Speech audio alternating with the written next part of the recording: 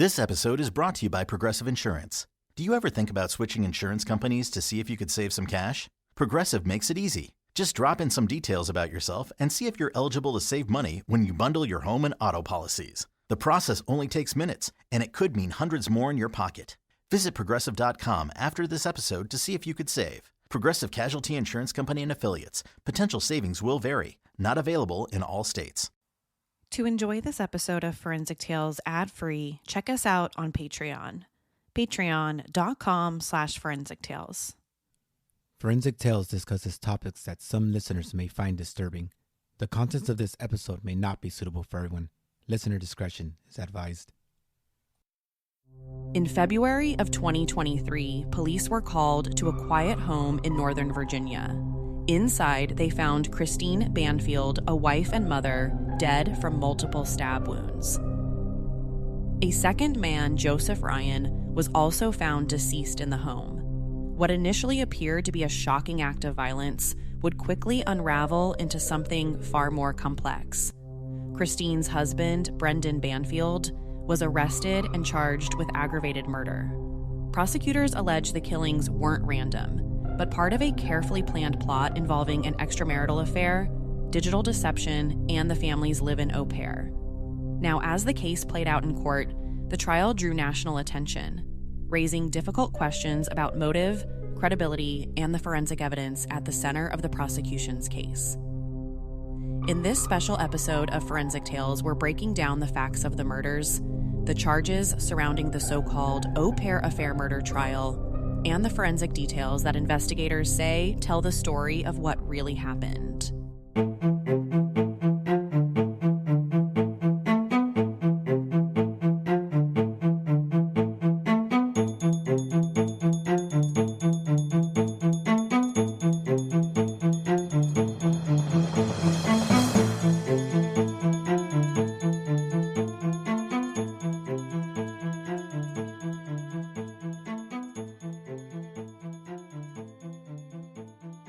Before we get into the facts, I just want to say this.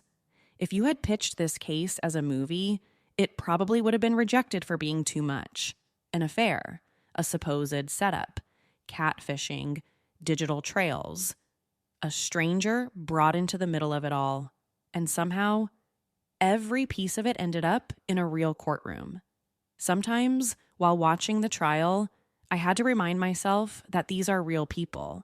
2 people lost their lives. All of this was real. So with that in mind, let's slow it down, strip away the noise, and start at the beginning.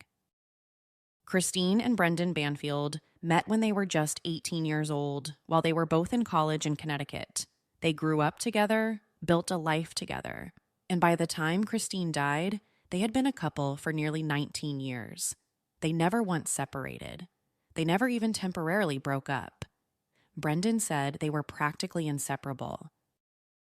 They originally lived in New York, where they also ran a successful tutoring business together. But when Brendan was promoted within the IRS, the couple made what seemed like a positive move, relocating to Virginia. They sold the business, started fresh, and by all appearances, the move was a good one. Christine worked several different jobs over the years, but at the time of her death, she was a pediatric intensive care nurse. It was demanding, emotionally heavy work, and it came with long, exhausting hours. Typically, she worked 12-hour shifts, often from 6 a.m. to 6 p.m., sometimes longer. The couple shared a daughter, Valerie, who was just 4 when Christine was killed. When Valerie was born, both grandmothers helped with childcare. But as time went on, and as Christine's work schedule became more intense, it became harder to rely on family support alone. Also, finding a consistent babysitter or nanny was nearly impossible with those kinds of hours. So, they eventually made the decision to hire an au pair, which is essentially someone, usually from a different country, who is brought to the U.S. to serve as a live-in nanny. They used an agency for this au pair, and part of their agreement included things like she could go to school if she wanted to. She got room and board for free in exchange for watching Valerie. She could work up to 45 hours a week. She was basically a live-in nanny. the Banfields looked like a totally normal couple. He's a federal agent with the IRS. She's a nurse. But beneath all of that, things were obviously far more complicated. According to Brendan's testimony at trial, both he and Christine had multiple affairs during their marriage. He cheated on her multiple times, and she did the same. He had affairs with women he met online. One woman was someone he met on a sugar baby website. He also had an affair with one of his close friends' wives. So I think it's fair to say this guy had multiple relationships outside his marriage to Christine. Now, when we get more into his defense, I think he used that as part of it. He wanted the jury to know that cheating on his wife was something he did all the time. So this relationship with the au pair was just another one of those affairs. It wasn't anything special, but some of that might have backfired. When we talk more about Juliana's, the au pair, testimony, she made it seem like she and Brendan were serious. They had even talked about what they would name their children someday. And I think that's a common theme throughout this story.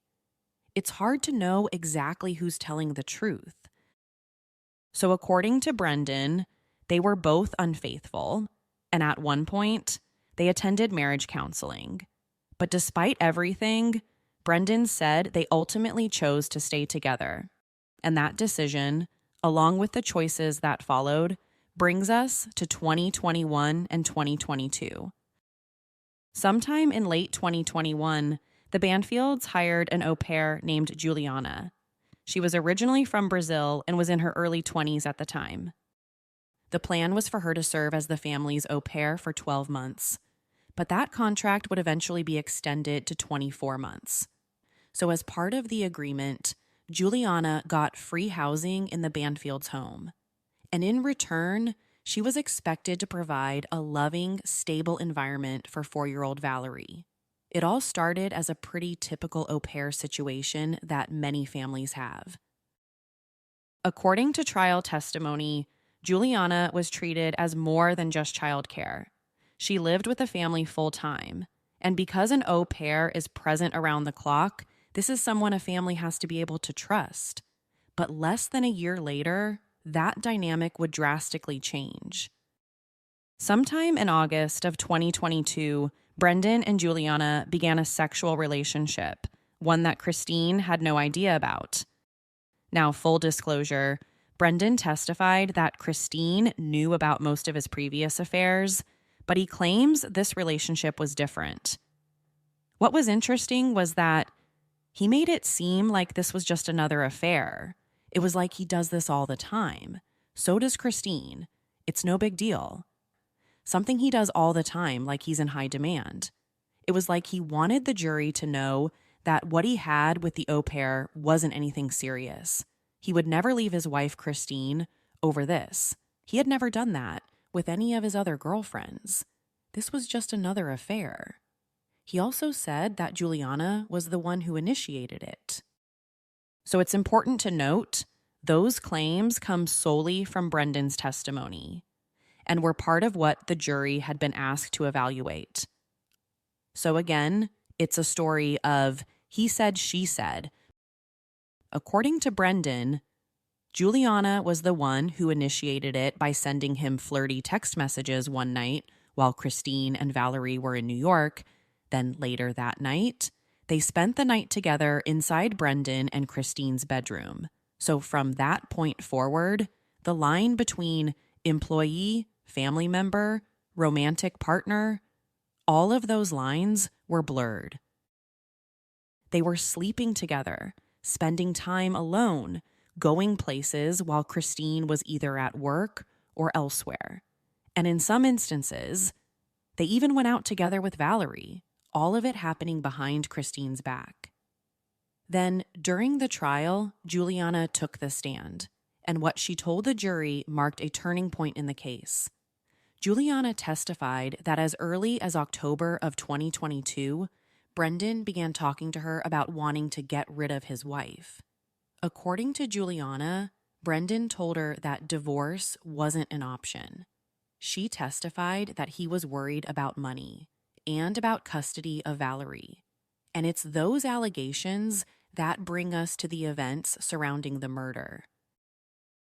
On February 24th, police were called to the Banfield family home, and when officers got there, they were led to the master bedroom. They found Christine Banfield suffering from 7 stab wounds, mostly to her neck, and although she was still alive when they first arrived, she died later on from her injuries. But Christine wasn't the only victim. Inside that same bedroom, police made another discovery. A second person, 39-year-old Joseph Ryan, was found shot to death. He'd been shot twice, once in the head and once in the chest. 2 people, 2 different causes of death, in the same room.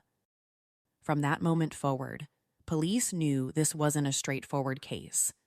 Nothing about the scene made any sense. A wife stabbed, a stranger shot inside a family home. Who was Joseph Ryan? Why was he there? And how and why were these deaths connected? Let's start with who Joseph Ryan was. According to his family, Joseph Ryan, who was born in Woodbridge, Virginia, was wise beyond his years. That's how his mother described him. They were very close. He loved sports. He practiced jujitsu. He cared deeply about social justice, and he loved animals, especially small dogs.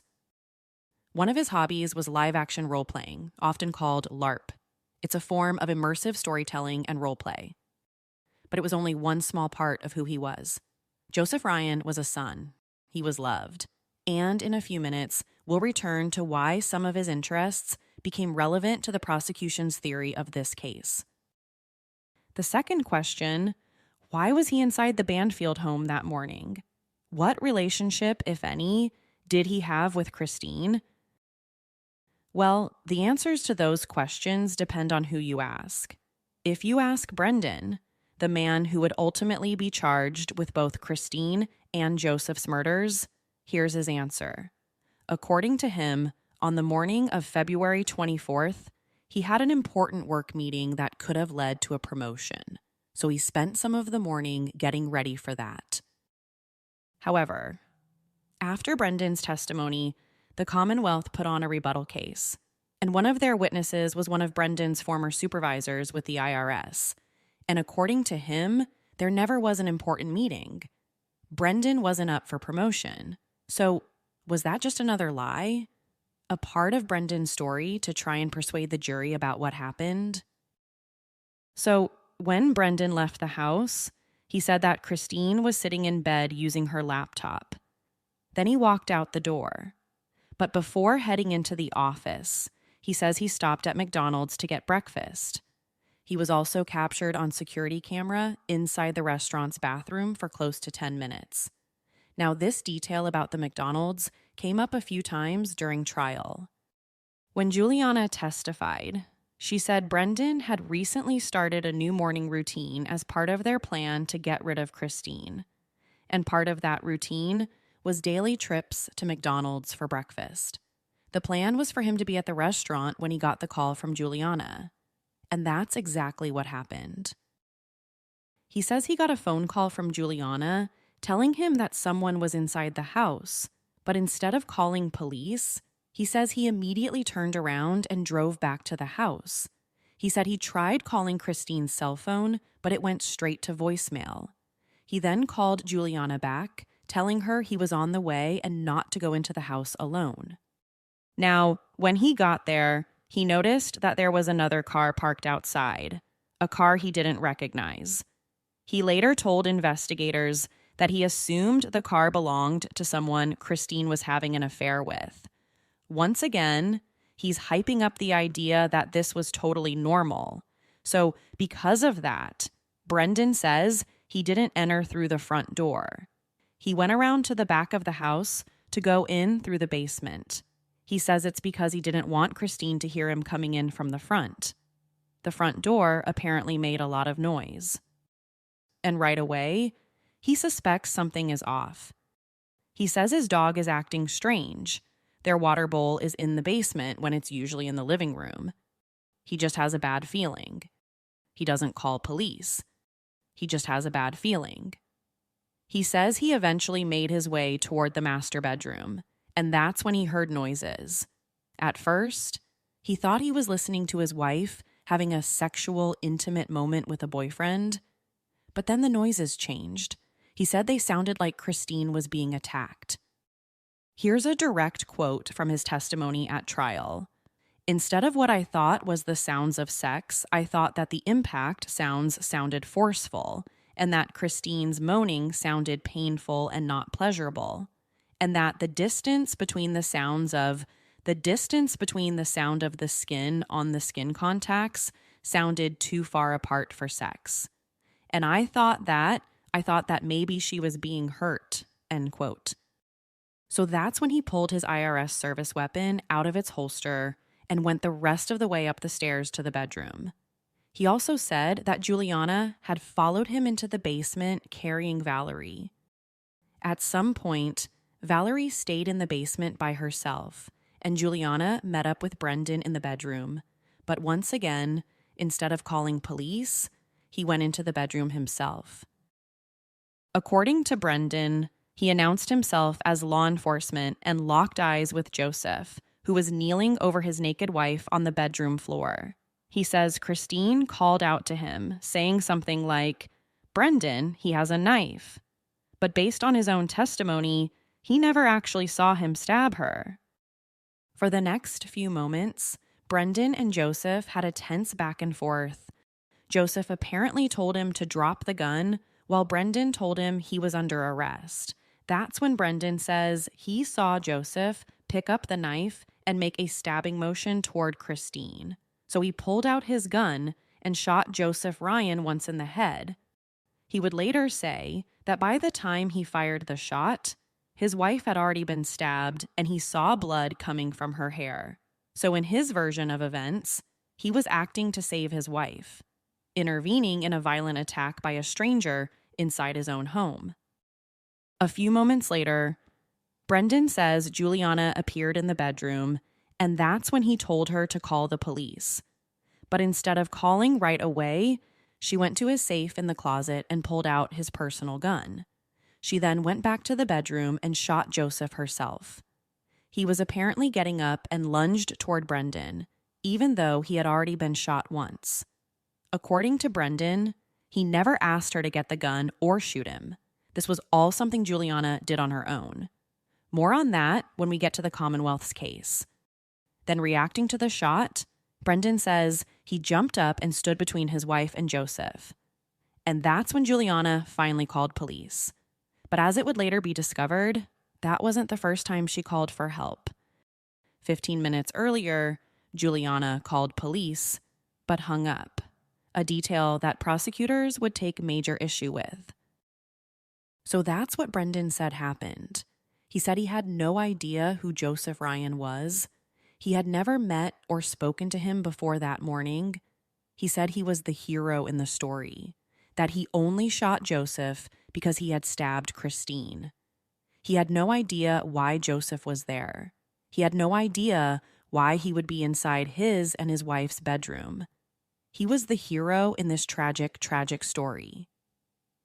So, now what did the prosecution say about why Joseph was inside the Banfield house that morning? Well, first, they say Brendan Banfield is no hero. Here's their version. With so many options for weight loss treatment plans, it can be hard to know what's the best choice, who to trust, what to know about side effects, and if something's even going to work. That's why hers offers access to doctor-developed treatment plans that are personalized to you.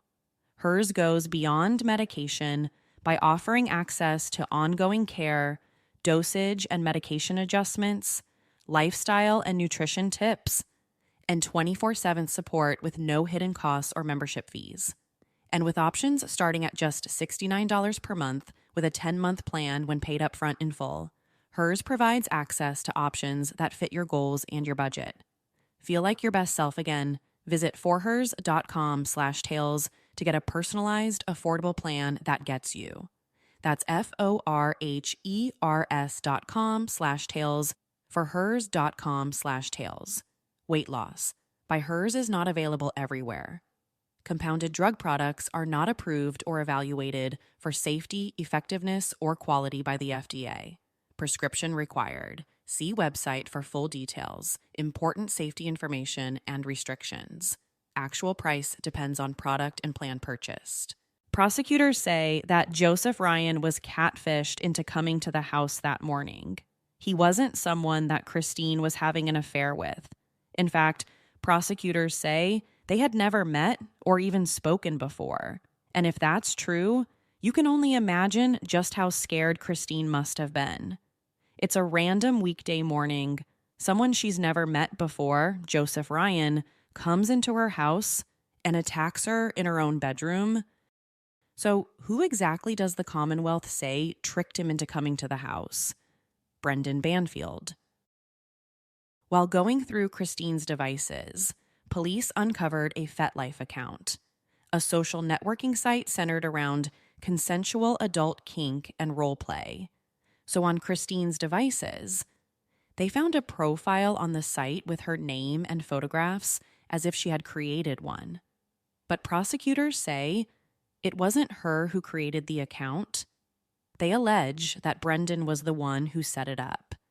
And through that account, that they say Christine had no idea about, Joseph was contacted about engaging in a consensual role-play scenario, sometimes called rape fantasy or consensual non-consent dynamic. They believe Brendan and the au pair, Juliana, had contacted several different men through FetLife, pretending to be Christine. They wanted to find someone who would be willing to come over and quote-unquote pretend to rape her. This person also had to bring a knife with them. It was supposed to be part of this weird sexual fantasy. So the idea is that Joseph arrived at the Banfield home that morning, believing he had been invited there by Christine. They were going to have sex. He would pretend to break into the house. He would have a knife with him. Christine would act surprised, although she knew he would be there. And this was all part of a role-play scenario they talked about on FetLife. But when he got there, what he walked into wasn't what he expected.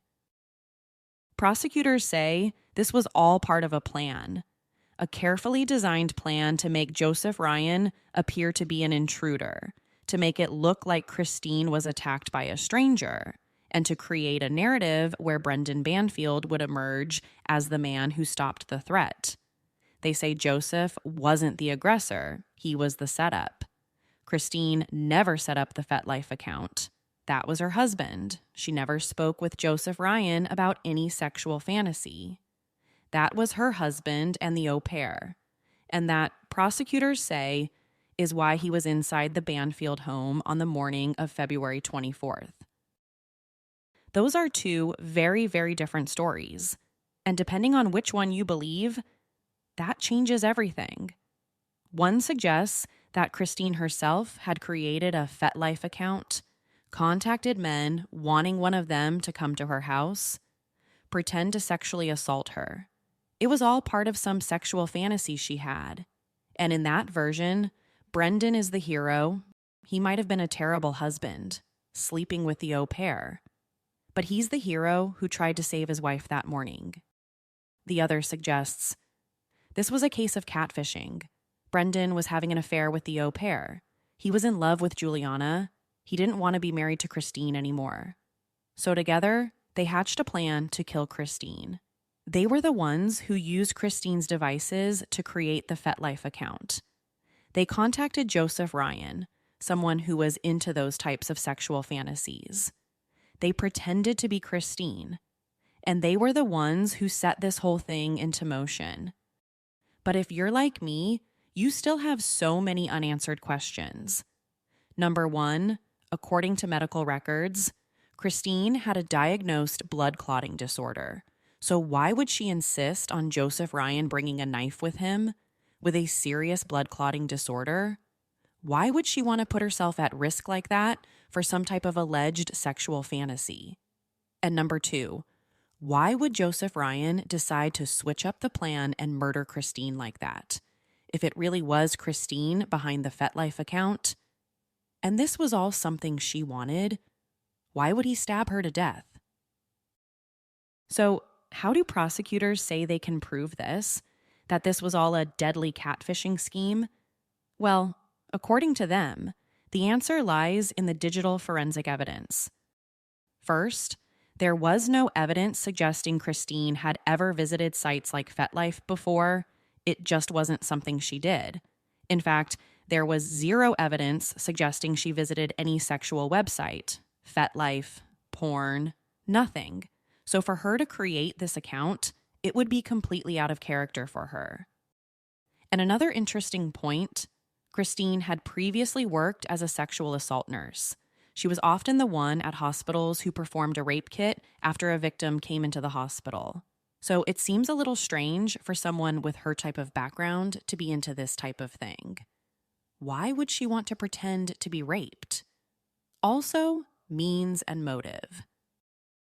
Prosecutors say, as Christine's husband, Brendan had regular access to her cell phone and laptop. It would have been easy for him to use her photographs, use her personal information, and create a fake account. There was even a photograph of Christine in a bathing suit on the FetLife accounts that prosecutors say she had sent him in the past. He didn't use any of her other photographs, nothing from her Facebook or any other social media site. He just used a picture she had sent him. When it came to engaging with Joseph online, prosecutors say Brendan had Juliana's help. On at least one occasion, a few days before the murders, Joseph called Christine via the app Telegram, and it was Juliana who pretended to be Christine. He even said something like, "Oh, I wasn't expecting you to have an accent because Juliana is from Brazil." But I guess it didn't bother him too much because he ended up following through. And when it comes to motive, they say that's simple. Brendan wanted to be with the au pair, not Christine. It's one of the oldest motives in the book. Man cheats on wife. Man kills wife so he doesn't have to get divorced. That's a story we've heard so many times before. The prosecution's biggest witness at trial was Juliana herself. She testified against Brendan as part of a plea agreement. She was initially charged with second-degree murder, but she eventually pled guilty to manslaughter. And under the agreement, she'll receive credit for time served for testifying against Brendan. And here's what she says about the motive. According to Juliana, beginning in the fall of 2022, Brendan expressed his desire to get rid of Christine. That's also around the same time Juliana says they created the FetLife account together. Yes, the au pair completely flipped on Brendan. She admitted to virtually everything. Not only did she implicate herself in the murder plot, she also implicated her former boyfriend and boss. They did this together. The plan, all along, was to tell police they shot Joseph after he stabbed Christine. We already talked about how Brendan started going to McDonald's to try and create an alibi, but Juliana had other things to say, like how he took her to the shooting range so she would know how to use it on Joseph Ryan, and how she knew the combination to the gun safe. It was all part of this carefully thought-out plan. Even more damning was this. After the murders, Brendan and Juliana didn't break up or go their separate ways. In fact, she stayed at the house with Brendan and 4-year-old Valerie. And not only did she stay, she stopped sleeping in her own bedroom and started sleeping in the master bedroom, the same room where Christine and Joseph had been killed.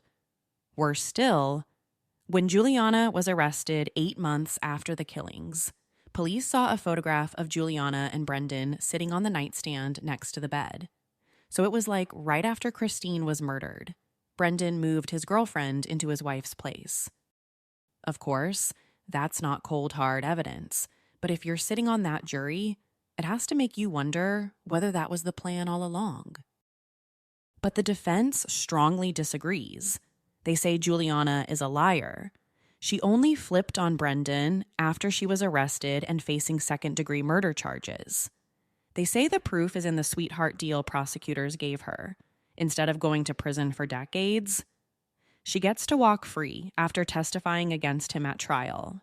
That's a pretty sweet deal. She's also been contacted by several TV producers, including Netflix producers. Plus, according to the defense, the digital forensic evidence actually supports their version. They argue that none of the Commonwealth's evidence proves who actually created or controlled the FetLife account. Yes, it was Christine's photograph. Yes, it was someone telling Joseph Ryan their name was Christine Banfield. But there's no way of proving who was actually behind the keyboard. It could have been Christine. It could have been Brendan. It could have been Juliana. There's just nothing in the way of digital forensic evidence to prove who it was. They also pointed towards specific times where Christine's devices, either her cell phone and/or laptop, had accessed her personal email within minutes of accessing the FetLife account. So they essentially argued it would have been impossible for Brendan or Juliana to do that. There were also times where they say Brendan wasn't even home when Christine's devices accessed the FetLife account. So how could he have done that if he wasn't home? Again, the defense's biggest argument was that the digital forensic evidence alone couldn't prove who actually controlled or used the account. So at the heart of this case is a digital question. Do these online accounts and messages show a calculated plan? Or are prosecutors connecting dots that don't fully prove who was behind the screen? Now, let's talk DNA. Brendan's DNA wasn't found on the knife that had been used to stab Christine. This detail matters because prosecutors say Brendan stabbed Christine after he and Juliana had shot and killed Joseph Ryan. But when it was tested, his DNA wasn't on the knife. In fact, the only DNA on it belonged to Christine and Joseph. So that detail sort of supports the defense's story. His DNA also wasn't found in Christine's fingernail clippings. But the Commonwealth had a different interpretation of the DNA evidence. Detectives testified that Christine and Joseph's bodies looked posed. They also said Brendan and Juliana placed evidence in places to support their story. They even did things like smear blood in places to make it look like Joseph was the aggressor. This crime scene had been tampered with, according to prosecutors. Brendan and Juliana wanted the forensic evidence to tell a different story, a story other than the truth about what really happened inside that bedroom. So, that's the Au Pair Affair murder story. The Commonwealth says this was a catfishing plot, one carried out digitally, a fake online identity, messages sent behind a screen, a man lured to a house under false pretenses. According to prosecutors, the crime didn't begin in the bedroom where two people died. It began online with logins, messages, timestamps, and digital footprints. The defense, meanwhile, says that same digital evidence is being overinterpreted. That accounts can be accessed by more than one person. That messages don't always prove authorship. And that intent can't be downloaded from a server. So the jury wasn't just asked to decide what happened inside the Banfield home. They were asked to decide who was behind the screen. Was this a calculated digital setup, a modern catfish that ended in murder? Or was this a chaotic, tragic confrontation, followed by investigators trying to make the evidence fit a theory? That's what this case comes down to. And now, the jury has answered. As this episode is being released, the jury in the case of Brendan Banfield has reached a verdict. After about a day of deliberation, jurors found Brendan Banfield guilty on charges related to the deaths of Christine Banfield and Joseph Ryan. The jury accepted the Commonwealth's theory that this was not a random act of violence, but a calculated plan involving deception, digital manipulation, and betrayal. No matter the outcome, this case leaves behind devastating loss. 2 innocent people were brutally murdered. And at the center of this case is a reminder of how modern investigations now unfold. This was not just a crime scene, it was a digital one. Online accounts, messages, devices, and data became just as important as physical evidence. But as this trial showed, digital evidence can raise just as many questions as it answers. In the end, justice doesn't always come with certainty. Sometimes it comes with conclusions that are clear, and sometimes it comes with doubt that lingers long after a verdict is read. Forensic Tales will continue to follow this case as sentencing and any potential appeals move forward. Thank you so much for listening to this special episode. Forensic Tales is a Rockefeller audio production. The show is written and produced by me, Courtney Fretwell. If you'd like to help create compelling new cases, fund research, and assist with production and editing costs, you can support the show with a small monthly contribution. In return, you'll be one of the first to listen to new ad-free episodes and gain access to exclusive content. To learn more, visit patreon.com/Forensic Tales. Forensic Tales is a podcast made possible by our Patreon producers. If you'd like to become a producer of the show, head over to our Patreon page or send me an email at courtney@forensictales.com. For a complete list of sources used in this episode, please visit forensictales.com. Thank you for listening and see you next week. Until then, remember, not all stories have happy endings.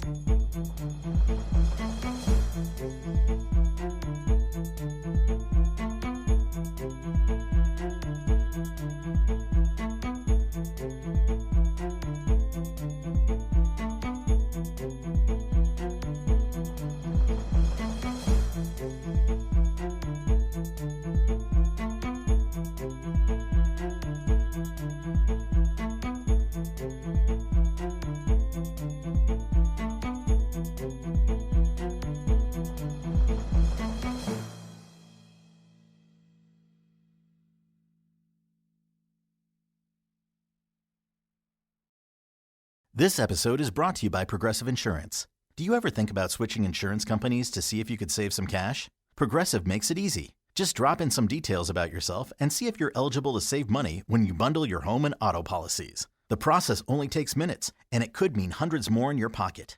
Visit Progressive.com after this episode to see if you could save. Progressive Casualty Insurance Company and Affiliates. Potential savings will vary. Not available in all states.